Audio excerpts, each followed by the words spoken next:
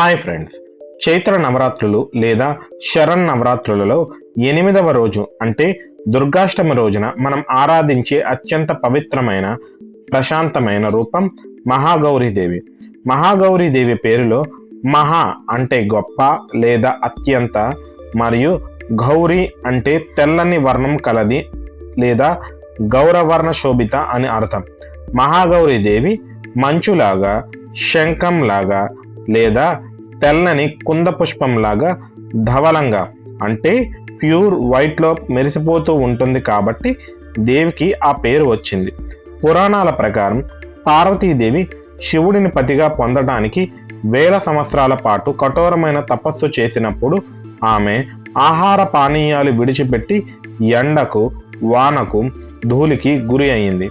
దీని వలన ఆమె శరీరం పూర్తిగా నల్లగా, మురికిగా మారిపోతుంది. అయితే ఆమె భక్తికి మెచ్చిన శివుడు ప్రత్యక్షమై ఆమెను అనుగ్రహించినప్పుడు శివుడు తన జటాజూటం నుండి గంగాజలాన్ని తీసి పార్వతిపై చిలకరిస్తాడు.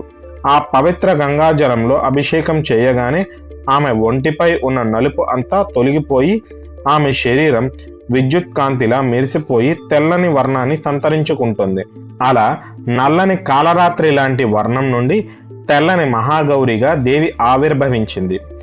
నవరాత్రుల సాధనలో 7వ రోజు కాలరాత్రీదేవి మనలో చెడును అంతం చేస్తే 8వ రోజున మహాగౌరీదేవి మనల్ని పవిత్రం చేస్తుంది. భక్తుల గత జన్మ పాపాలను, ప్రస్తుత కష్టాలను కడిగివేసి మనస్సును నిర్మలంగా మార్చడానికి ఈమెను అష్టమి నాడు పూజిస్తారు. అలాగే వివాహిత స్త్రీలు తమ ముత్తైదువుతనం కోసం, కన్నెపిల్లలు, మంచి వరుడు కోసం కూడా ఈ రోజున పార్వతీదేవిని మంగళగౌరిగా ఆరాధిస్తారు.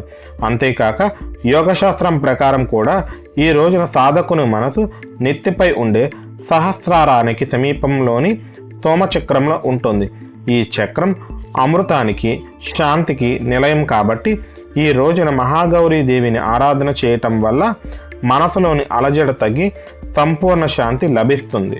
మా కంటెంట్ మీకు నచ్చినట్టయితే ఒక లైక్ చేయండి అండ్ ఇలాంటి మరిన్ని వీడియోల కోసం మా ఛానల్ను సబ్స్క్రైబ్ చేసుకోండి.